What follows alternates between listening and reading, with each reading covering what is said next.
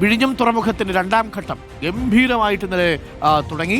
വിഴിഞ്ഞം ഒന്നാം ഘട്ടം ഗംഭീരമായി, രണ്ടാം ഘട്ടം അതിലും ഗംഭീരമാവും. അതിനിടയിൽ അവകാശവാദത്തെ ചൊല്ലി വീണ്ടും തർക്കം നിറയുകയാണ്.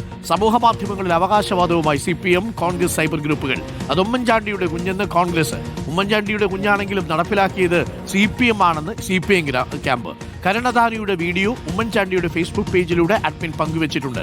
വിഴിഞ്ഞത്ത് രണ്ടാം ഘട്ട നിർമ്മാണം ആരംഭിച്ചതിൽ മുഖ്യമന്ത്രി പിണറായി വിജയനെ പ്രശംസിച്ച് ഇടത് ഗ്രൂപ്പുകളും ക്യാമ്പയിൻ സജീവമാക്കിയിട്ടുണ്ട്. റോഷിപാൽ ഉണ്ട് നമുക്കൊപ്പം. Roshipal, very good morning. വിഴിഞ്ഞം രണ്ടാം ഘട്ടത്തിലേക്ക് കടക്കുന്നു.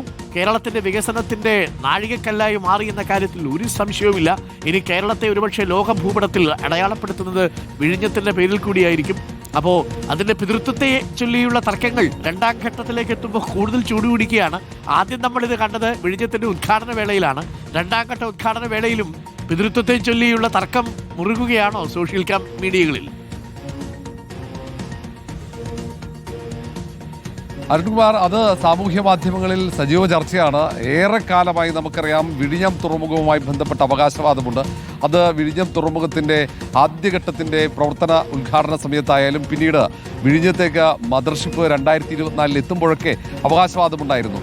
ഇന്നലെ കരൺ അദാനി ഉദ്ഘാടന വേദിയിൽ നടത്തിയ പ്രസംഗം, അത് ഉമ്മൻചാണ്ടിയെ ഓർത്തുകൊണ്ടുള്ള ഇതിൻ്റെ കരാറിൻ്റെ തുടക്കം, അതിൻ്റെ തറക്കല്ലിട്ടത് ഉമ്മൻചാണ്ടി സർക്കാരിൻ്റെ കാലഘട്ടത്തിൽ, അത് ആ ടീമിനോടുള്ള നന്ദി കരൺ അദാനി വേദിയിൽ പ്രകടിപ്പിച്ചപ്പോൾ ആ വീഡിയോ ഉൾപ്പെടെ പങ്കുവെച്ചുകൊണ്ടാണ് സാമൂഹ്യ മാധ്യമത്തിൽ കോൺഗ്രസ് പ്രവർത്തകർ അതിൻ്റെ അവകാശവാദം ഉയർത്തുന്നത്. ഏതായാലും ഇതിൻ്റെ ചർച്ചകൾക്ക് തന്നെ തുടക്കമാകുന്നത് 90കളിൽ, അന്ന് കെ കരുണാകരൻ മന്ത്രിസഭയുടെ കാലഘട്ടത്തിൽ MP രാഘവൻ തുറമുഖ മന്ത്രിയായിരിക്കുമ്പോഴാണ്. പിന്നീട് ആ ചർച്ചകൾ അവിടെ നിലച്ചു. പിന്നീട് ഉമ്മൻചാണ്ടി ഗവൺമെൻറ് വന്നപ്പോഴാണ് അതിൻ്റെ കരാറിലേക്ക് എത്തുന്നത്. പക്ഷേ ആ തുറമുഖത്തിൻ്റെ നിർമ്മാണം, അത് ഏറ്റവും പ്രാരംഭഘട്ടം അത് പിണറായി വിജയൻ സർക്കാരിൻ്റെ കാലഘട്ടത്തിലാണ്, LDF സർക്കാരിൻ്റെ കാലഘട്ടത്തിലാണ്.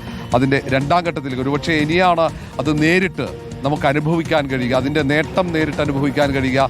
അത് മലയാളികൾക്ക്, കേരളത്തിന് അതിൻ്റെ വരുമാനമാകട്ടെ, തൊഴിൽ സാധ്യതകളാകട്ടെ, അതൊക്കെ അനുഭവിക്കാൻ കഴിയുന്ന സമയമാണ് ഇനി അങ്ങോട്ട്. അതിൻ്റെ ഒരു ആവേശം ഒരുപക്ഷെ മലയാളികൾക്കൊക്കെ ഉണ്ട്, അതിൻ്റെ സന്തോഷവുമുണ്ട്. ആ ഘട്ടത്തിലാണ് രാഷ്ട്രീയ നേതൃത്വങ്ങൾ അതിൻ്റെ അവകാശവാദവുമായി മുന്നോട്ട് പോകുന്നത്. കാരണം ഇനി തെരഞ്ഞെടുപ്പാണ്, 2 മാസത്തിനപ്പുറത്ത് നിയമസഭാ തെരഞ്ഞെടുപ്പാണ്, ഏറ്റവും നിർണായകമാണ്.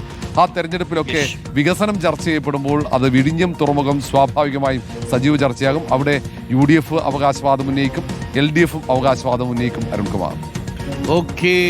അപ്പോൾ പ്രിയപ്പെട്ട പ്രേക്ഷകരെ, 97,000 കോടി രൂപയുടെ രണ്ടാം ഘട്ട വികസനമാണ്. Thank you Roshi. രണ്ടാം ഘട്ട വികസനമാണ് ഈ രണ്ടാം ഘട്ടത്തിൽ നമ്മൾ ലക്ഷ്യമിടുന്നത്.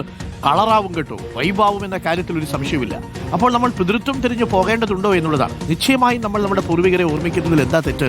അത് ഉമ്മൻചാണ്ടിയെ ഓർമ്മിക്കണം, അതിൽ കെ കരുണാകരനെ ഓർമ്മിക്കണം, അതിൽ MP രാഘവനെ ഓർമ്മിക്കണം. എന്നാൽ അതേസമയം പദ്ധതി നടപ്പാക്കി പിണറായി സർക്കാരിനും അതിൻ്റെ ക്രെഡിറ്റ് ഉണ്ട്. പദ്ധതിയുടെ ആശയം കൊണ്ടുവരികയും KV തോമസ് അവസാന നിമിഷം ഇടപെട്ട് അദാനിയെ കൊണ്ടുവരികയും അദാനി ഉമ്മൻചാണ്ടിയുമായിട്ട് നടന്ന കൂടിക്കാഴ്ച, അദാനിയും ഉമ്മൻചാണ്ടി സർക്കാരും തമ്മിൽ വെച്ച ഒപ്പ്, ഇതൊക്കെ വളരെ പ്രധാനപ്പെട്ട കാര്യമാണ്. അന്ന് അങ്ങനെ ഒപ്പ് വെച്ചില്ലായിരുന്നെങ്കിൽ അത് നടപ്പാകുമെന്ന് തോന്നുന്നുണ്ടോ? അന്ന് ആ സമയത്ത് എതിർത്ത് നിന്നവർ പിന്നീട് പദ്ധതി അനുകൂലിച്ചു വരുന്നുണ്ട്, വ്യത്യസ്ത സാഹചര്യമാണെങ്കിൽ പോലും. അതൊക്കെ നമ്മുടെ മുന്നിലെ വസ്തുതകളാണ്. ഇതിൻ്റെ പേരിലുള്ള തർക്കത്തേക്കാൾ അപ്പുറം നമ്മളെല്ലാവരും കൂടി ചേർന്നാണെന്ന് ഈ പദ്ധതി ഉണ്ടാക്കിയത്. അതിൽ ഉമ്മൻചാണ്ടിയുടെ സ്പർശമുണ്ട്, കെ കരുണാകരൻ്റെയും MP രാഘവൻ്റെയും ആശയങ്ങളുണ്ട്. അതിൽ ഒപ്പം തന്നെ മുഖ്യമന്ത്രി പിണറായി വിജയൻ്റെ രാഷ്ട്രീയ ഇച്ഛയുമുണ്ട് ഒരു ഭാഗത്ത്. അതിനിടയ്ക്ക് വിഴിഞ്ഞം പദ്ധതിക്ക് തുരങ്കം വയ്ക്കാൻ വന്നവരുണ്ട്, സമരം ചെയ്യാൻ വന്നവരുണ്ട്. അതൊക്കെ നമ്മുടെ ഭാഗത്തുണ്ട്. അതൊക്കെ രാഷ്ട്രീയമാണ്. എപ്പോഴും പറയാമല്ലോ, പ്രതിപക്ഷത്തിരിക്കുമ്പോൾ ജോലി എന്താ?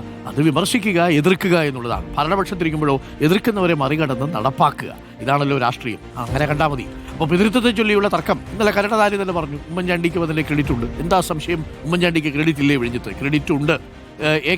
കെ കരുണാകരൻ്റെയും MP രാഘവൻ്റെയും കാലത്തിലെ പദ്ധതിയെക്കുറിച്ചുള്ള ആശയം മുട്ടിമുളയ്ക്കുന്നത് അവർക്കും ക്രെഡിറ്റ് ഉണ്ട്. പിണറായി വിജയൻ നിശ്ചയമായും ഈ പദ്ധതി ഇത്രയും മനോഹരമായി നടപ്പാക്കിയതിൽ ക്രെഡിറ്റ് ഉണ്ട്. എല്ലാവർക്കും ക്രെഡിറ്റ് ഉണ്ട്. നമുക്ക് തന്നെ ക്രെഡിറ്റ് അല്ലേ വിഴിഞ്ഞം? പിന്നെന്തിനാ?